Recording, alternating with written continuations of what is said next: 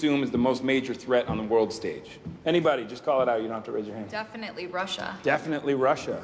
That's confident. I like it. Who says Russia? Anybody agree with her? Hands? Okay, great. Who else? China. Stop yelling at me, but China is a good answer. Anybody? Who else? China? North Korea? North Korea. Any North Korea takers? And Venezuela? Anybody? Nope. Oh, yeah. One guy in the back. A little worried about Venezuela. Everybody's cool with Venezuela? No threat? Okay. Let me ask you this. Which one of these places can claim to have the largest oil deposit on the planet? More than Saudi? More than Iran? Wow. Okay, what about things like gold? More than all the mines in Africa combined? The fact is that Venezuela is arguably the single greatest resource of oil and minerals on the planet.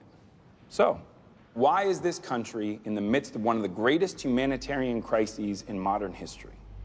Let's meet President Nicolas Reyes.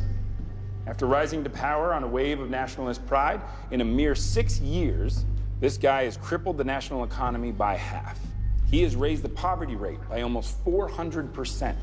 Luckily for the rest of us, he's up for re-election. So, who's running against him?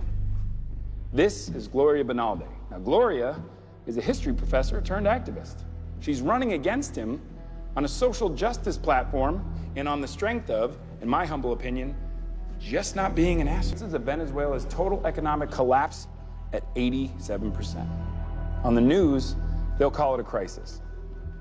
But on the world stage, they'll call it a failed state. Failed state in recent history are Yemen, Iraq, and Syria. And if that's not bad enough news for you, well, Venezuela is also the only one of these places within 30-minute range from the U.S. To them, nothing more than the greatest of opportunities. So, Russia, China, can never be the most major threat until countries like Venezuela leave the door open to our very own backyard.